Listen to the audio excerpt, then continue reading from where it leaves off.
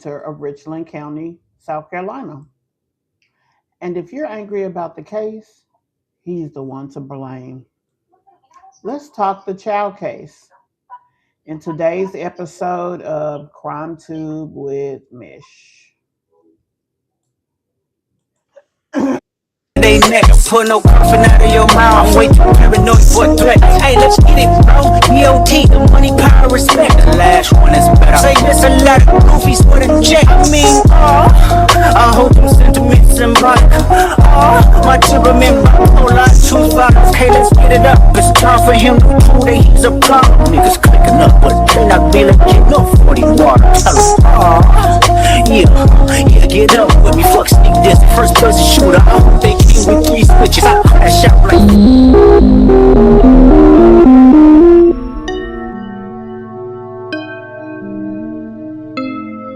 Of the Copyright Act 1976, allowance is made for fair use for purposes such as criticism, comment, news reporting, scholarship, and research. Fair use is a use permitted by copyright statute that might otherwise be infringing.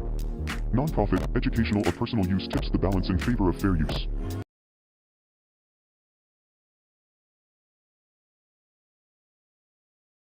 Hey guys, welcome to my channel and welcome to another video and episode of Crime Tube with Mish. Today we are talking about the Rick Chow case, who was acquitted of unaliving Cyrus Belton. This happened, the acquittal was yesterday, the 2nd of June. And in Richland County, which is Columbia, South Carolina. And a lot of people have had a lot to say. We're going to go through some of the comments. We're going to do a little commentary and just discuss this as an open forum. This is our first time conducting a video this way, but I think this is the important way to get the information out there. Those of you who are here, you get the opportunity to talk about how you feel about the case, and we get to share intellect and information and understand why things happened the way that they did. This is Solicitor Byron E. Gibson out of Richland, South Carolina, Richland County, South Carolina, aka Columbia, South Carolina. He is the solicitor, which means he's the one who is in charge of enforcing the laws. He decides what cases, probably not him alone, but his office decides what cases to prosecute, what charges to bring, in all the things, right? Everyone who is upset that Mr. Chow is at home can thank his office. Why, do you ask, can they thank his office? They can thank his office because Gibson's office decided to bring about the M charges. He also decided, his office, not to bring about the charges of voluntary or involuntary manslaughter. He was definitely guilty of that. But he did not rise to the level of being guilty of the charge that he was acquitted of, and that's why he's at home. A lot of people are angry at the jury. The jury has a job to do. The jury has reasons for doing that job. The reason that they had to acquit because there was not enough evidence to bring about the charge of guilty. In the state of South Carolina, in order to be found guilty of murder, you have to have malice. Malice means you have the ill intent to bring about murder. Now, another thing that is very important when it comes to most every case that comes into the court, and that's this. And this is something that's very important that guys do not realize. And this is why losses happen and wins happen. It's not about the law, it's about what you can prove. Another thing that's important is how it can be proven. How an attorney takes information and is able to use that information to accomplish the goal of convincing you of one thing or another. I'm gonna be honest with you. If you have a hard case to prove, and it's a situation that can be manipulated in certain ways, you need to make sure you have the best manipulator as your attorney. That they can take that information and use that information to accomplish the goal of making you look as good or as bad as you need to look to accomplish the goal. And that's just the truth. Now we're gonna, like I said, watch a series of videos that were just randomly chosen, and we're gonna talk about it, right? We're gonna talk about what's being said. We're gonna talk about um, how the situation is used, and more importantly, we're gonna discuss why the next time you know someone or you may come across a legal situation, you may want to think twice of who your attorney is because Chow used,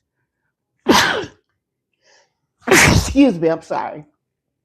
Chow used an attorney who was African American. That was positioning, that was strategy. An attorney who obviously was good at his job, again, positioning and strategy. He used the rules of Mr. Gibson's office and the rules of South Carolina's description of the charges, and he was able to manipulate that into the W that he needed to make happen. So, guys, let's jump into this. We're going to take a short break while I move over to our other screen. And while we're doing that, be sure you guys hit that like button for me.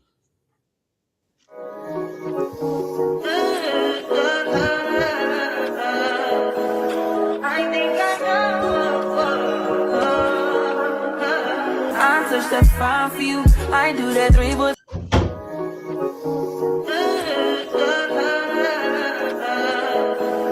I think I know. I touch that fine for you. I do that three, but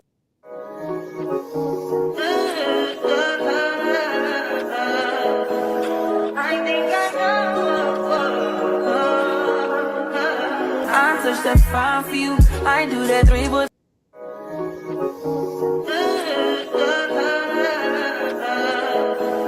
I think I know.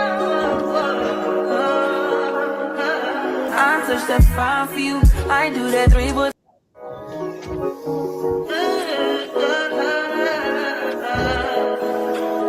as you guys come into the, as you guys come in, be sure to let me know where you're from. Be sure to let me know where you all are from, and be sure to let me know how you feel about the case.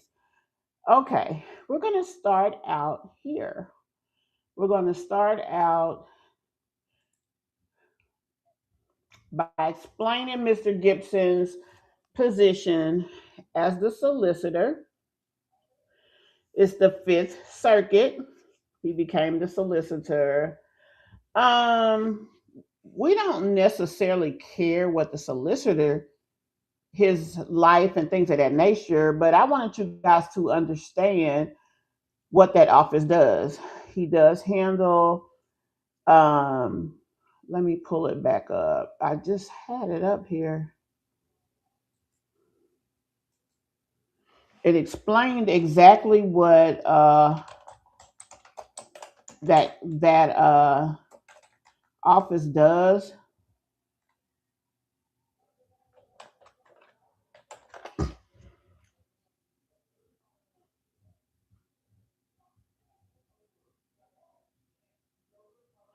Now this is interesting. um, hold on, guys. I'm trying to pull up. I had the information about him. Now it's interesting that he's actually in position to get impeached. They are trying to uh, legally impeach um Mr. Gibson. Now, this has nothing to do with what we're talking about, but I want you guys to understand on the other side of this that the important thing about um, his position is if you have someone in there that cannot do the job or make sure that when he chooses what should be done, what cases should be brought about, what charges should be brought about, if they're not doing their job adequately, then they definitely should be removed.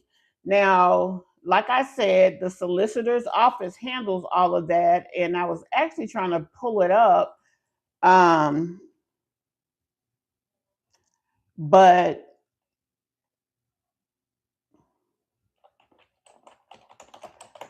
I was trying to pull it up so that you guys can see exactly what that office is responsible for. Oh, now I see what's wrong. It's trying to pull it up on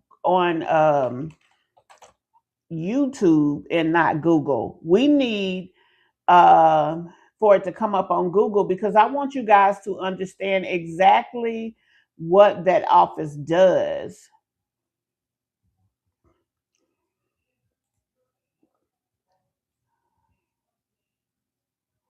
The solicitor office is responsible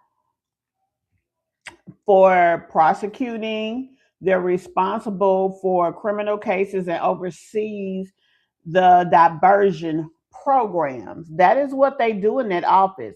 So when you have situations like this case that come up and you don't see the proper cases being brought against people in order for them to be adjudicated appropriately, then you know that that solicitor is not doing their job well. And because they're not, is why it's important for you to understand who to remove, period. If you don't like what happened in this child case, you fix it. How do you fix it, you ask? You find someone who can do the job better. You get with your local city councils and things of that nature, town hall meetings and things of that nature, and you fix it. Now, let's start with this video right here. Like I said, we're going to discuss things. We're going to look at some of the details of the case and we're going to talk about it. One of the main things I wanted you guys to understand is that the jury can only do the job that they're given. They can't nullify a situation that doesn't have a basis for nullification. They came back with a not guilty because that was the only option that they had. The most important thing in South Carolina when it comes to that charge is there must be malice. There must have been um, ill intent. Now, I'm going to speak from my point of view because I see two ways. The defendant's attorney did a good job of making it seem as though Chow was defending his son. The prosecutor did a bad job at showing that had Chow and his son not been chasing Belton, there would have been no need for defense. A dollar water should not have been worth putting your son at risk in the first place. And that is what should have been focused on. The law is what did I tell you guys earlier? It's about what you can prove in court. It's not about law itself. And that's what needs to be understood here. In court, Child's attorney proved that the probability of them protecting that boy, it can be a plausible situation. And so, because without a reasonable doubt, they were not able to believe it wasn't plausible, they had to include it. And what they did is remove the probability of malice and place the probability of defense. But again, did the prosecutor say, well, sir, if you were not chasing a man who didn't have a water, because he didn't have a water, you would have no need to defend your son because you wouldn't have been behind him. And that's where we start with this case. So let's go to this first video and let's talk about it, guys.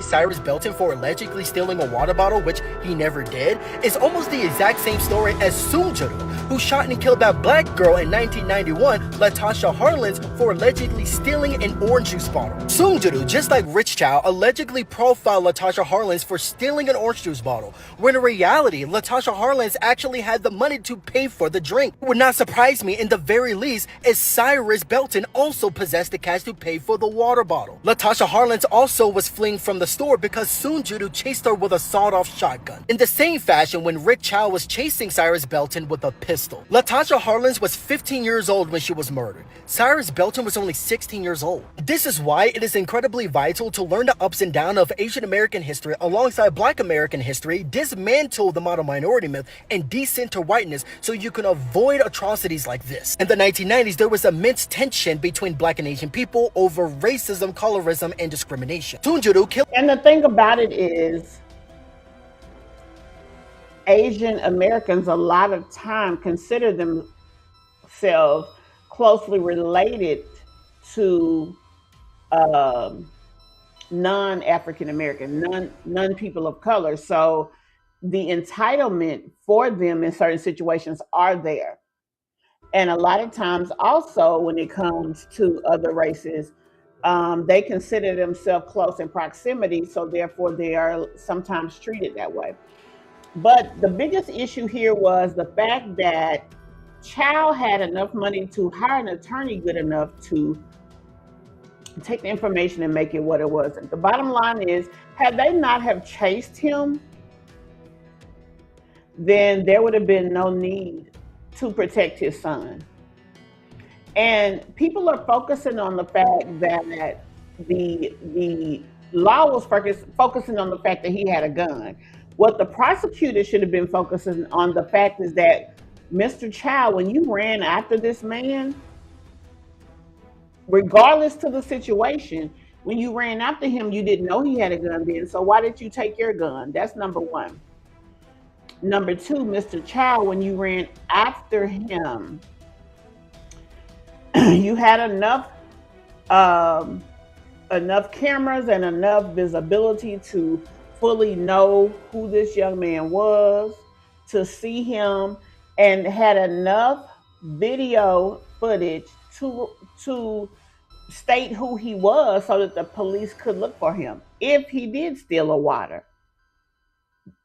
Mr. Chow had a very detailed and very enhanced system as far as video footage and things of this nature in his store. He also didn't allow certain people to come into his store, like this young man, and walk around with his backpack. He didn't allow it. And then furthermore, his wife followed the young man. Everything that they could have done to stop the thievery, I'm assuming they were doing. But yet you still felt that the young man stole from you. Why? Had he stole from you before? Had someone that looked like him stole from you before? My understanding is they had pictures of people who had taken things from them. And the very important thing that we didn't know is the fact that Chow had aggressed against two other people who came in his store and did steal. One person got away, one person went to jail, and this would be the third victim. Now, the thing about that, and yes, I said victim, because even if he ran after him, if you needed a weapon to run after him, you shouldn't have ran after him. And what I don't understand is why the police or sheriff of the area allows him to carry the gun in pursuit of other people. Why does why is he allowed to run around on the streets with a gun? Why is that the case? So that is something to consider. Latasha Harlan's was the self-destruct button, and it caused racial LA riots in 1992. Racism is incredibly poisonous, destructive, and expensive. And if you do not learn Black and Asian American history, including its solidarity, regardless of its ups and downs, you will repeat the same hateful and spiteful actions like this one. Rick Chow, the son of the family, your father will go down in history as an Asian person who committed another Latasha Harlan. Center whiteness, deprogram your stereotypical minds on Black people, and understand that this country don't give a damn about neither of us. Racism, ignorance, and bigotry destroyed your entire family, all because your father couldn't pick up a damn book. That's all I gotta say in the matter. This is Onyx and I'm gone. Black and Asian people, come to the front. I need y'all to understand. Now let's go to the next video. Found the store owner not guilty.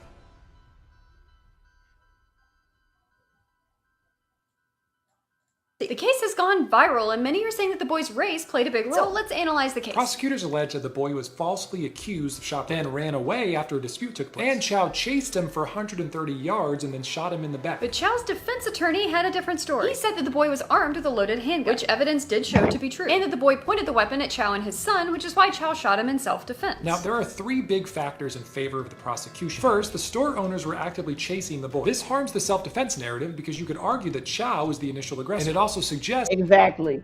They did not have to go after the young man. That is something to consider.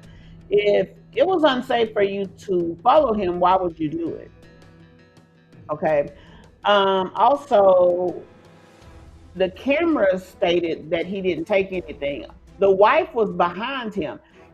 I mean, honestly, let's be real. If it's that deep and you really feel that people coming in your store cause you that type of harm, lock the doors, service your neighborhood through a window. I mean, honestly, because this seems to be a very bad situation in this area. that Chow was not in fear of the boy, at least not at the onset. But it's not conclusive evidence because someone can still quickly turn around and point a weapon and escalate a situation. Second, the evidence did show that the boy was shot in the back. Shooting someone in the back is persuasive evidence to show that it was not self-defense. But again, it's not conclusive. Legally, it's still possible to succeed on a self-defense claim. What matters is what the jury thinks of the entire interaction. Third, there was no footage of the actual shooting, and the only people to testify that the boy did point the weapon was Chow's family. Other witnesses testified that they did not see that happen. Considering these three... Now, my question is, where was the gun laying when he fell? Was it by his hand? Was it under him? Was it anywhere in conjunction with making that plausible? Also, he was shot in the back. When he was shot in the back, did his body twist? Did the gun move away to where it could be plausibly in his hand and then fell out of his hand? Like, there is so much to consider here. We don't hear anybody talking about that. We don't hear anybody talking about him turning around. We don't hear that he was shot with his body in a direction that made him look like he was moving in a circular motion. It was said that the way the bullet moved was as if he was bent downwards. So that would be equal to you going upstairs and the directionality of the weapon would show going that way. Or in a running motion, a lot of people bend when they run. So that could have been the case, but none of these show or talk about him being in a motion of turning back around, continuing to run, or turning around toward these two individuals who are, yes, they're chasing him. Also, it's also said that there's no malice. Well, you came after him after coming after him. So, with that being the case, you coming after him, um, the malice was already there because you was chasing him. What was your plans when you got to him? What was the plan there? To just say, "Oh, I got you," or "Give me my water back"?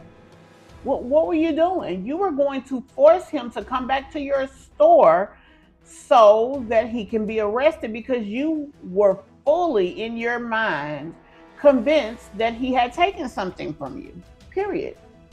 Points together, a lot of people are shocked by this not guilty verdict. When it comes to self-defense, all that really matters is what the jury believed after hearing all the evidence. And for those wondering, reports say the jury was mixed with various races. And keep in mind that in South Carolina, the prosecution must prove beyond a reasonable doubt that Chow did not act in self-defense. Meaning, if the jury had any reasonable doubt about the prosecution's case, they could vote not guilty. Store owner Rick Chow chased down and shot and killed.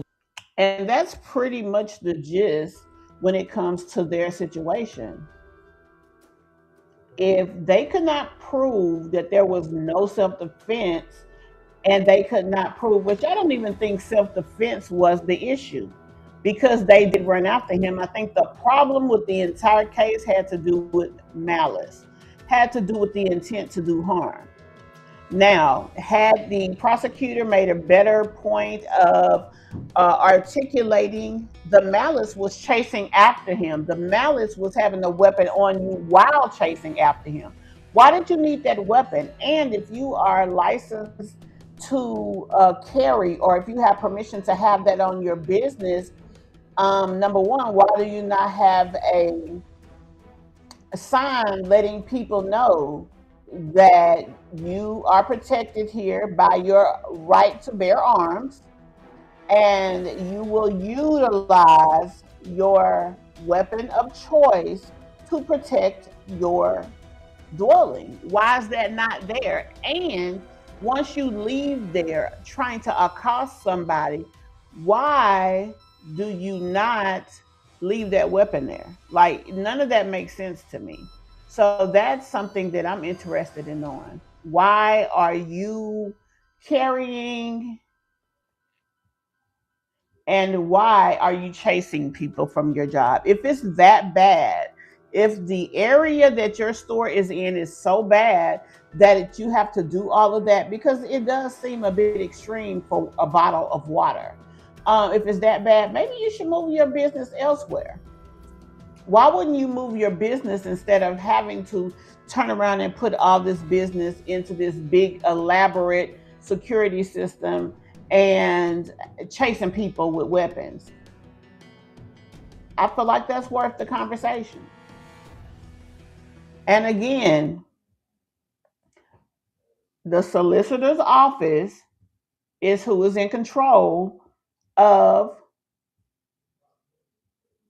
the laws in the state. The solicitor's office made the decision to only charge with murder. The solicitor's office. There was no voluntary or involuntary manslaughter, because had there been, there definitely would have been a guilty in one of those places. Involuntary, especially because something happened when they may not have intended. So he says. But the bottom line is, in my opinion, the fact of you chasing after someone, never was there a point that you guys retreated. So when you realized that he had something, you immediately took action. You never retreated. You were still chasing up to the moment that he hit the ground after being struck. So that's something definitely to think about and consider. You never once retreated from going after this child. And because of that, I don't understand how there could ever be a situation um, of self-defense. Let me put this back up on the screen.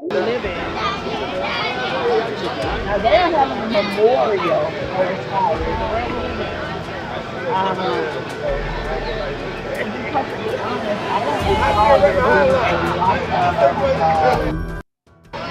I don't recall there being a lot of prosecutions in the case what actually happened. I can't say for sure because I wasn't in the area at that time. I hope Okay, I nobody have from this this community memorial ever walked their foot back in that store. nice, but They got those investigators. little police units up there guarding the store. First they had Richland County locked up there. Now they got 2 units up there. You know the little surveillance units with the cameras on them? They got 2 of them up at the store.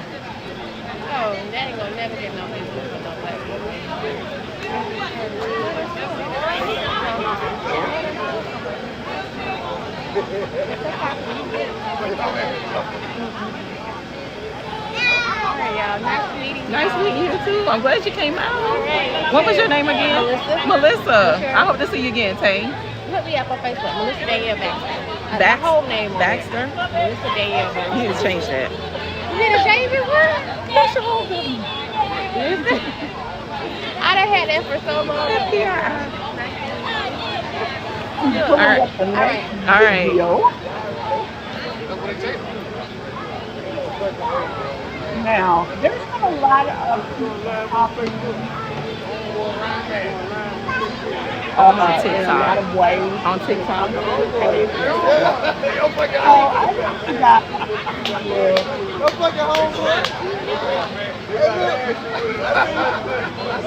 at this. I wish I had a backup phone. I'd play a little bit of soft music or something. Just a little bit something.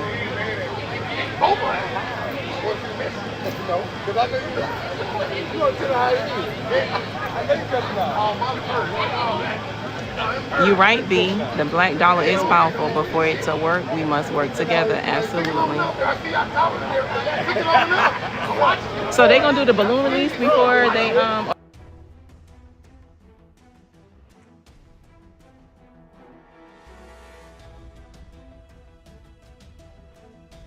Okay, here we go. Child in the back after incorrectly assuming he stole a bottle of water worth at most $1, but I'm willing to hear your side. Closing arguments wrapped up today in the Rick Chow case. Let's do a breakdown. The prosecution started closing arguments by asking a simple question: how much is a life worth? And if I personally had to put a number on it, I would dang sure say it's worth more than a bottle of water. So let's. Now, here's the thing about that. The fact of them having to say how much is a life worth, to me, is a poor way of depicting this case. The prosecutor did a horrible job at proving the malice, proving malice by stating and reiterating him chasing the child and comparing his life to the product anyway. He was outrepresented. And then the solicitor's office did not do a good job because they didn't have the proper cases available. Voluntary or involuntary manslaughter should have been a part of this. Start with what really isn't in dispute. It's not disputed that Cyrus was 14 years old. It's not disputed that he walked into the store owned by the Chow family. It's not even disputed that he went over to where the waters were. It's not disputed that he had a gun on him, although the store owners did not know that at the time, and that's important. Put a pin in it, we'll get to that later, but that's pretty much where the agreement ends. The prosecution says that the Chows assumed that Cyrus, the 14-year-old, stole a bottle of water when he didn't, but I'll even give them the benefit of the doubt and say maybe they thought that he was acting suspiciously because he picked up a water bottle and put it back, something like that. Look, I don't know exactly. Here's another thing: the fact that he did not, whether he acted suspicious or not, that is based on their personal thoughts, personal opinions, how tolerable they were for being racially biased and things of this nature. So none of that is against the law. So even with that, they should have been adjudicated for improperly treated him. They need to make profiling people illegal, not just immoral. If these things start to happen, as far as making them illegal and things of that nature, I think it may change some what is tolerable in these legal situations.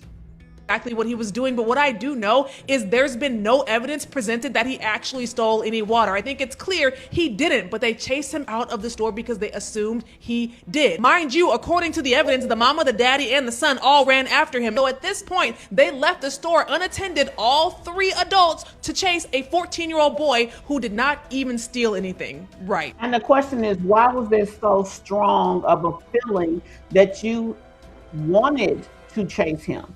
Why was it that deep for you? What was it about? Was it about the boy and something about the boy? Uh, what made this tolerable enough that you left your entire store open and available for anybody to take anything just to follow him? And again, my question remains, once you got him, what were you planning on doing to the young man? So according to the prosecution, So I just learned that Rick Chow done shot. This is third person he shot. So they said in 2015 he shot at a lady in the car because she stole beer and peanuts. He told the police that basically he was fearing for his life, and he shot at her car 6 times as she was driving away. And then they said in 2018 a man stole oven cleaner. He said that the man threatened him and he was in fear for his life, and he shot him twice. And he got off self-defense again. Now, this is the third person that he has attacked, right? With this being the case, if you are that afraid or you consistently put yourself in a situation to where everybody is threatening you, maybe this job ain't for you. Maybe the store business is not for you. Why are so many people coming after you? Nobody has a weapon. Nobody is shooting you or coming after you with a weapon. They're coming after you with their words, but you are taking the ultimate sacrifice. And see, it was suppressed from the case that he had done this because it's prejudicial. They would have probably saw this as malicious intent had they known that he made these actions against other people, that he had um, victimized. This is his third person. Clearly, this is a pattern for him. So there has to be some malicious intent. But then the thing is, you consistently put yourself in harm's way by chasing them. Make it make sense.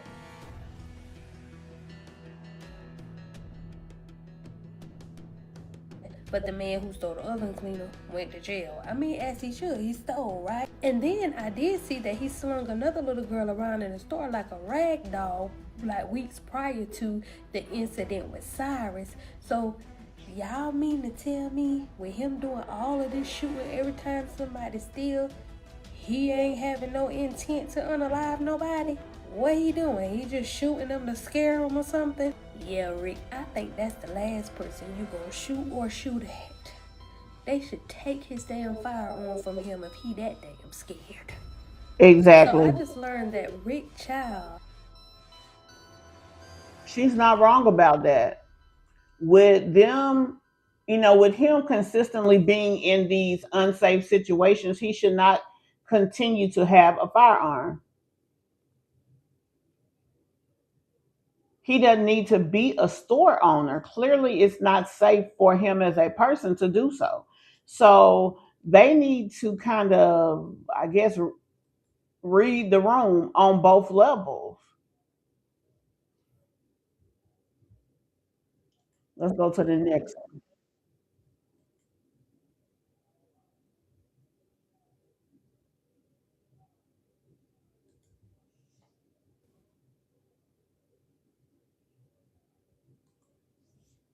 Right in the Rick Chow case, and I'm going to tell you why.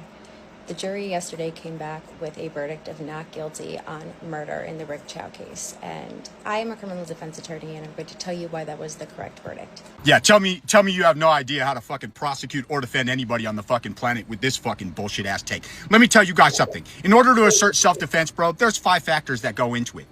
Innocence, imminence, proportionality, reasonableness, and avoidance. You need to at least have a couple of those to even assert self-defense. Okay, so let's break this down. Were Mr. Chow and his son innocent? No. Why? Because they falsely accused a kid of stealing a bottle of water and then chased him out of a store for 130 yards. Escalation by their own actions based on a falsity. So they're not innocent. Imminence. Was the conflict imminent? No, because the kid should have just been able to walk out of the store and he shouldn't have been chased because he didn't take anything. So they lose that factor too. Proportionality. Is it proportional to chase somebody outside of a fucking store over a bottle of fucking water? Is that reasonable and proportional to the actions that you even think that were false could apply in that situation? No. Was it reasonable? No. Now let's talk about avoidance. Now you're saying, because when they got to the point after they fucking chased him, they said this kid had a weapon and Mr. Chow was just defending his son. Except the reason that they were in the situation is because all those 4 fucking factors failed. Which means you don't have the right to defend yourself, but Cyrus had the right to defend himself. So how do you know he wasn't doing that to deter them? You don't. But the only reason they're in this situation is because of their fucking actions. You cannot justifiably unalive somebody because of that.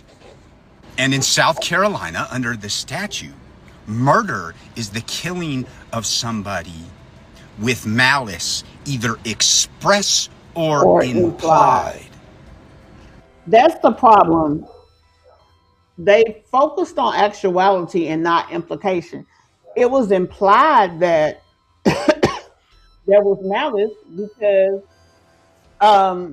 of the fact that you're saying that he is chasing or trying to hurt your son, but the malice is implied not from him trying to hurt your son. The malice is implied because you guys ran after him.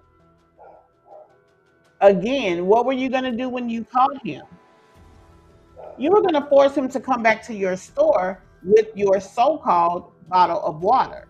You were going to touch him. You were going to search him. You were going to look for a product that you thought was yours. And once you found it, you were going to act against him in an aggressive manner to take the product back. That was your intent. That was malicious upon his person because he did nothing to you. So you're saying he did it in a defensive action. He doesn't get that standing to be able to do it. And the malice, express or implied, is proven by the reason they were in that fucking situation. These fucking NPC racist pieces of shit wanted to unalive the kid over a bottle of water. Express or implied. You have no idea what the fuck you're talking about. The jury got it right in the Rick Chow case, and I'm going to tell you why. Rick Chow case, and I'm going to tell you why. The jury yesterday came back with a verdict of not guilty on murder in the Rick Chow case, and I am a criminal defense attorney, and I'm going to tell you why that was the correct verdict. Now, the jury, or the prosecution and the defense, agreed to only send the jury back with the charge of murder. Okay, they did not choose to go with involuntary or voluntary manslaughter, which are both eligible in South Carolina. There are not degrees of murder in South Carolina, so murder is the only charge, and this is the definition of murder in South Carolina. Murder is the killing of any person with malice aforethought, either express or implied. Now, malice can be formed in a second, but it's an intent to kill. Okay, in order to be found guilty of murder, you need to have that intent to kill, even if it's done in a second. Now, what the prosecution did not do here is prove an intent to kill. Okay, all they really did is prove an intent to protect his son. Okay, his son testified that he was threatened, he felt fear for his life, he thought he was going to get shot, he thought he was going to get killed. And that's what the jury hung their hat on. Additionally, the prosecutor attacking the son in the manner that he did made the son look like a victim in the courtroom, and that's what the jury hung their hat on. The prosecution failed to prove the malice, which is that intent to unalive somebody. Okay, what they could have proven is going to be voluntary manslaughter. They should have sent voluntary manslaughter back to the jury, which occurs when someone kills another person in the heat of passion without prior intent to kill. Obviously, the heat of the moment is the cheating spouse, right? The law recognizes that a sudden provocation can cause someone to act without the calm reflection that characterizes murder. For voluntary manslaughter to apply, several conditions must exist, must be adequate to the reasonable person to lose control, must happen before there's time for passion to cool, there can't be a significant gap between the provocation and the fatal act. Okay? That was textbook. But the solicitor's office failed to act on that. So you have to ask yourself why. She attests that the defense and the prosecutors both agreed to only take the one charge. Of course, the prosecutor, of course, the defense did, because it was a cakewalk for him. He knows the law, and he manipulated it to his best interest for the sake of his client. The solicitor is the one who should have the problem, because he should have looked at this stating, I can prove this or that, and because this is a stretch and this is a sure thing, let me send both. But he didn't. You can't be mad at the jury. They did their job. The person who failed that child was the solicitor's office. Where the prosecution messed up. The prosecution absolutely should have sent voluntary manslaughter back to the jury, and they would have come back with a guilty verdict on voluntary manslaughter. But in no way would they ever have come back on a guilty on the murder charge, and that is the prosecution's mistake. So, did the jury get it right? Yes. He was not guilty of murder. He was absolutely guilty of voluntary manslaughter. And that was a mistake made by the prosecution in their charging conference and their charging documents. So you can agree or disagree with me, but do you think if you were on the jury, would you have found him guilty of murder, or would you have found him guilty of voluntary manslaughter? And the thing is, they can't just say, I feel like he's guilty of murder because I feel like he did. It has to go along with the law. So everyone who is mad at the jury, they're mad wrong, because that's not what happened. What happened was that he was guilty of something that was not available to adjudicate. And so because of that, they can't just pick what they want. They have to go by the law, simple and plain. Now, I have quite a few videos that I wanted us to look at, but quite frankly, it would make this way too long. So we're just going to look at a few more of these, maybe three. One. So let's look at this one.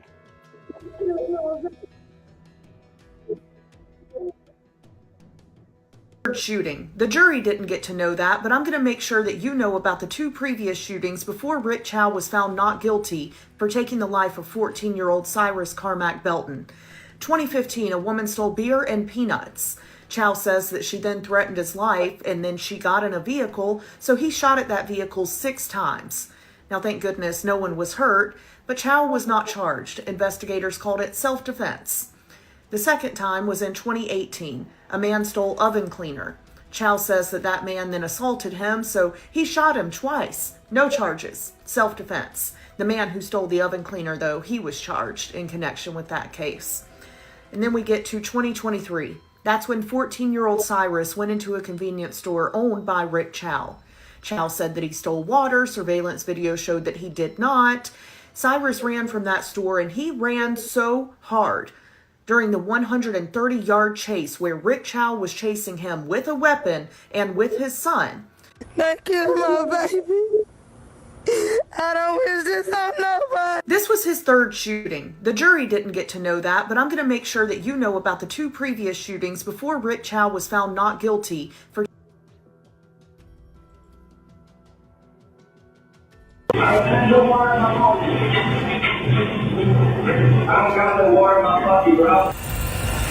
Here's what you missed on day 2 of the Rick Chow trial. The jury heard from several witnesses, including eyewitnesses, investigators, a firearms examiner, and the forensic pathologist who performed Cyrus Carmack Belton's autopsy. Jasmine Broadwater testified that she was riding in a Cadillac SUV when she saw Cyrus running, heard a pop, saw him hit the ground, and saw Chow still pointing a gun. She said she did not see Cyrus holding anything. Devontae Bryant testified that he was driving when he saw the chase already underway. He said he saw Cyrus lose a shoe, trip, try to get back up, and then heard the shot. Bryant said he never saw Cyrus throw anything or hold anything in his hands. Fire Chief Greg Walk testified that he spoke with witnesses while helping secure the scene. He said he did not hear anyone say Cyrus had pointed a gun or mention that Cyrus had a gun. Digital forensics investigator Brian Metz testified about collecting surveillance video from Chow's store, which had 39 camera angles through Blue Iris security software. Crime scene investigator Michael Dooley testified about evidence collected during the autopsy, including photos, x-rays, shoes, a projectile, and injury documentation. Firearms examiner Amanda Metz testified that the shell casing was connected to Rick Chow's .45 caliber Glock.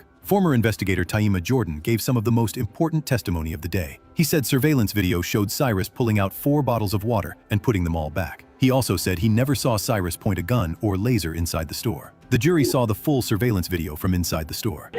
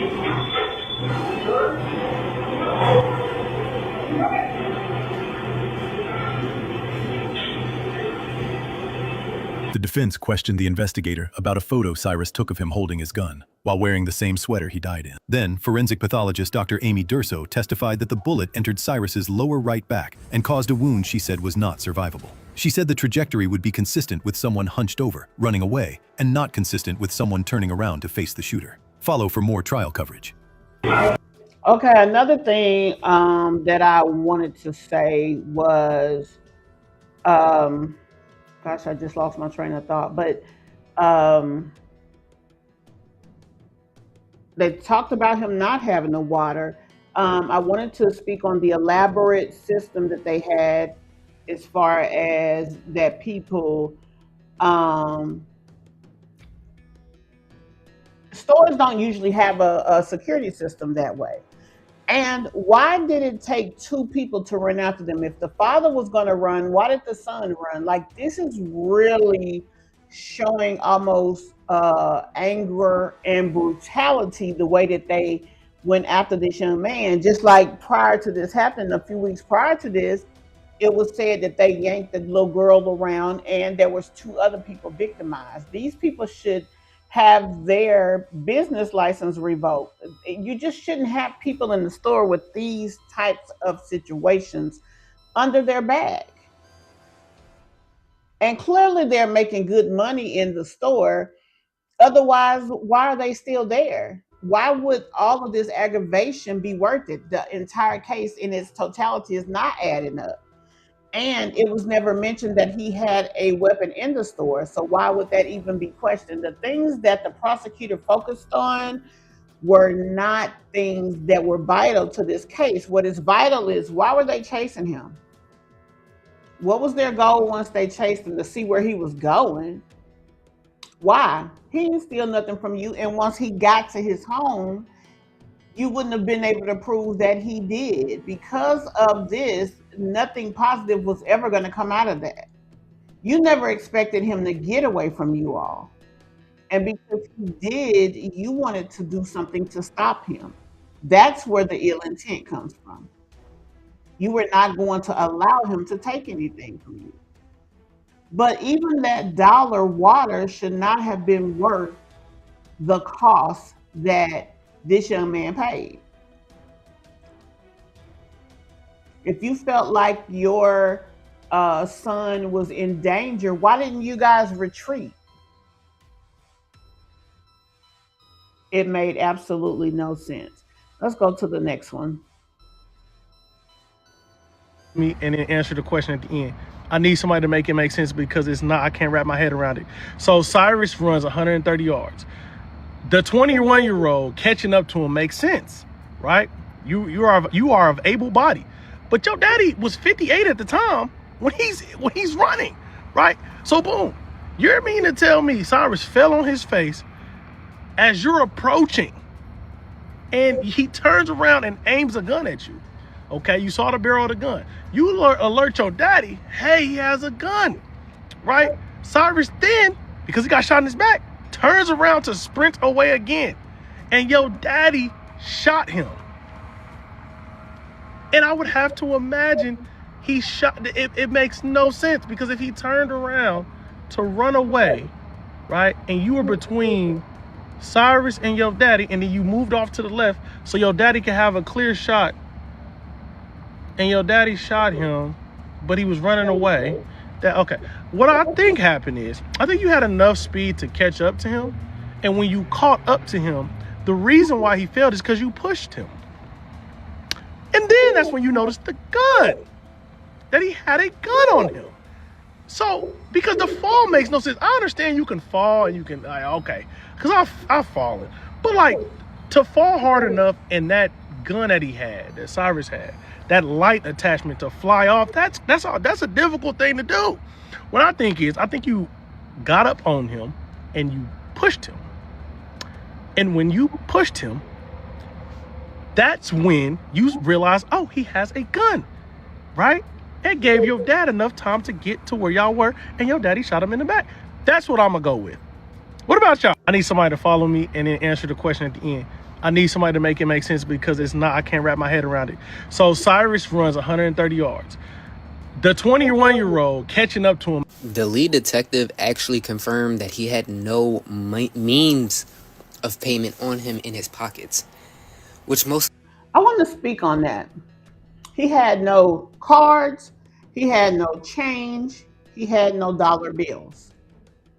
But my understanding is not only did he have his phone on his person, but he had his mom's phone on his person. He could have used Apple Pay, Samsung Pay, Google Pay. I think LG even has LG Pay. There are all kind of apps. He could have used almost every app out there, Venmo. There are countless apps that will allow you to pay without the cash. And he could have used any of those. He could have even had a gift card on his person. We don't know. But with that being the case, we also don't know if he had those available. So you can't say with all certainty what he had because he could have had crypto, and crypto has its own debit card in some aspects. So you really can't say he didn't have the money. You just can only say you didn't find cash or credit cards. likely means a credit card or cash. The kid literally dropped the phone. You know what I use when I go in any store? When I don't have cash or a card? My Apple Pay. Let's say he had an Android. You know what Androids have? Google Pay. The detective intentionally didn't mention any phone payment because that would literally throw out the he had no means to pay argument. He didn't say he didn't have nothing to purchase the water. He said he had no physical means of payment. And physical means money or card. Another thing is the understanding was that he didn't have a water. He did not take a water. All the waters he had, he put back. So whatever he had, it didn't matter. Maybe he felt like he didn't want to buy there because of how the lady was acting behind him. I mean, it could have been 1,000 reasons why he chose not to, or it could have been no reason at all. People do crazy things all the time. Again, being profiled it's not, it shouldn't be legal. So regardless to whether he decided to stop and why decided to stop really don't matter. Which in translation is just cash and cards. That's just cash and cards. Did they check his phone to see if he had an Apple Pay? Probably not. The lead detective actually confirmed that he had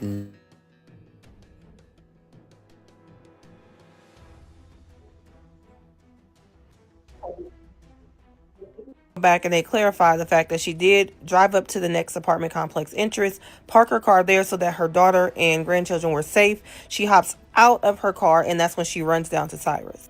She goes back and they ask her about the look she said she saw on Cyrus's face, and she said you could see it all in his eyes. The baby was scared. She said he looked like a child in trouble and he needed help. And it was like one of her kids, one of her grandkids, and she had to help him. She couldn't leave him. She points out that the reason why she took her family down to safety is that she wanted to protect her family. She didn't care if she herself got hurt, but she could not leave Cyrus. After she confirms that no matter what she had to get back to Cyrus, she confirms also that she has no relation to Cyrus or anybody else in this case, and confirms again that she never saw anything in his hands. Now, on cross-examination, they try to point out that, one, that she was with her daughter, which she said, and that they were headed to the store but never made it. They confirmed where everyone was sitting in the car, which, again, doesn't matter because she was the driver. They try to point out that her windows are tinted, but she can still see. She tells them, there's nothing illegal about my tent. She confirms where everyone was as the trio came chasing Cyrus across her car. Then she confirms that it was definitely Alice's ass that picked up Cyrus's shoe. They tried to imply, did you see him throwing himself when he stepped out of his shoe? She said his shoe flew off. They tried to imply that he threw his cell phones away. She said, I never saw that. There was nothing in his hand. Don't push it, because at this point, this feels like everybody's grandma. He attempts to attack her credibility with the distance. Well, show me where he was popped at. Well, show me here on this map. Then he tries to imply, well, if you're pointing right here, but it was way further down here. He also tries to kind of rattle her with the distance of 100, I believe it was 139 yards. Says it was football fields away. And finally, Miss Carson says, listen, I don't know the distance. I don't know the distance. I didn't know the people. I didn't know what happened. And he tries it again. So you seen him go ahead and just step out his shoe.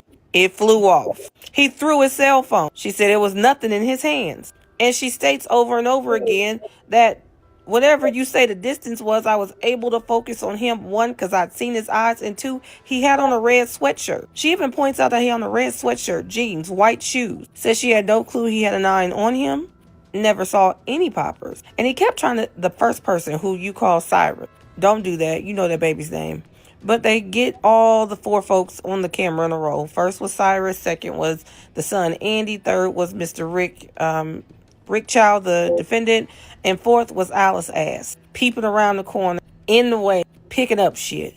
And as much as she says that her eyes were only focused on Cyrus, the defense wants to point out that you never saw the child jump on him in any kind of way. After he fell down, they didn't jump on him. They didn't attack him. She said the only time she didn't see anything was when she was attempting to turn that car around. She had to take her eyes off of the situation to be able to safely turn around. He also tries to imply that she didn't know where she was at the time of the incident. But she stated, no, I did complete that 911 call, but my nerves were so bad I needed to get to that boy. I called and I just handed the phone to my daughter. She states again she never saw a popper in anyone's hands. Now the defense is still trying to hammer in that opening they gave, saying that Mr. Chow was the first one to render aid. But when they try to force that down Miss Carson's throat and say, hey, you saw him giving mouth to mouth, she said no. He was just on his knees near Cyrus's head. She said, again, I could not tell who was hurt, but I did see red, so I asked him, are you hurt? Who's hurt? And this is where she explains completely that that's when she asked, well, if it's him, Well, where is he hurt at? And they rolled him over. She saw the hole in his back, and that's when she jumped into action. Those leaves had gotten in his mouth. She pulled them and cleared his mouth out. She said she herself, she couldn't do it. So she told the young lady who had also walked down to start doing chest compression. And that. So basically, they had moved his body. I mean, if they moved his body, if he got hit in the back and they turned him over, why did they turn him over? They turned him over because they were trying to make it seem as though he aggressed against them. When she asked them where was he hurt, they turned him over. Why did you move his body? When she told Child to help and keep going, that's when he started doing the mouth to mouth. Not because he wanted to help, but when the defense so insensitively keeps asking her about him aspirating Cyrus's mouth, cleaning his mouth out when he had to vomit, and still completing the mouth to mouth, the visual was breaking this woman. But she pointed out again that while some of those things did happen and the state said objection, he don't have to keep saying that. He don't have to keep painting that picture. It was too late. The waterworks were there for Miss Lorianne and we was with her. She said, I tried. I couldn't save him. I didn't want him by himself. I tried and it still haunts me to this day. I just told them, keep going, keep going, keep going. Now there's a brief redirect and they asked. So he was trying to save his life after he popped him, which again, he had to be instructed to do so. So it begs the question, would he have done anything for Cyrus if they wouldn't have been there? Now she points out again that Cyrus looked scared, never ever saw anything in his hand. She said Cyrus only ran. Not at any point did she ever see Cyrus turn around. And he never looked back, and they only continued to pursue him. She didn't see any poppers. She did her best to give all the information she could to the cops, and she just wanted to save him. Now, this is pretty lengthy because there's still some more to it, but the bottom line is we get the point. This is going to be the last one that we look at. Serve as judge, jury, and executioner. It is not even the role of police officers. The death penalty is very rarely doled out in this country, and never for something as innocuous as maybe shoplifting. Civilian gun owners need to get this through their head. We also need to probably not have civilian gun owners, but that's my opinion. This is not Rick Chow's first go around. Cyrus Carmack Belton was not his first victim, apparently. It doesn't matter if that 15-year-old black kid actually did have a gun, as they claimed. Why do we treat everybody else with a gun so differently than a black person with a gun? And so what if he was stealing? So what? Billionaires steal from us all the time, and they don't get pew-pewed at. But again, as broken as this country is right now, and as unfair as we know the judicial system to be, it is not the role of civilians to be judge, jury, and executioner to teenage boys. And to the Chinese community and Asian community at large, if you let this drag you back into anti-blackness, race war nonsense, we are giving the white fascists exactly what they want. That man needs to have his firearms license taken away from him and go to prison for murder for the rest of his life. His son needs to go to jail too. I think there might be still hope for him because he's young, he's still a minor. But whatever horrible racist thoughts his father put through his head, he needs to unlearn them before he can rejoin society. It is not the role of civilians to serve as judge, jury, and executioner. It is not even the role. I wanted to put this picture back up here because I need you guys to understand that the reason things happened the way that they did is this man's office. Solicitor Byron Gibson.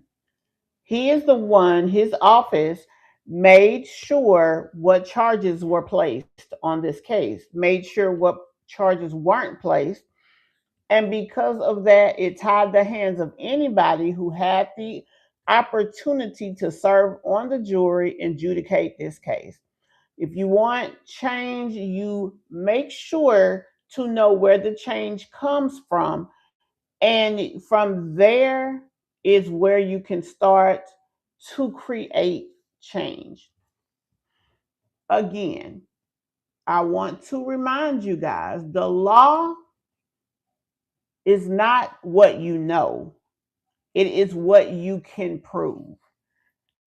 If you're ever encountering a situation, make sure that the right information that can be proven in court beyond a shadow of a doubt is what is used. Be sure that you understand how to not only hear the law, but interpret it. Just because you hear there's a adjudication called involuntary manslaughter, you need to be able to interpret what it means and how to articulate it in a way that serves justice. So, guys, I hope you guys remember that. I hope you enjoyed this video. If you do, please hit that like button for me. And please understand that change starts in your mind and then you move forward with action. Everybody's angry. People want to do all of these things that won't make a change. Change starts in the mind. So, let's change this. Let's change the circumstances in which laws are interpreted. Let's change the circumstances in which information is put out. Thank you guys so very much for taking the time to check out this video. Please like it and share it if you care. And I will see you guys in the next video. Bye for now.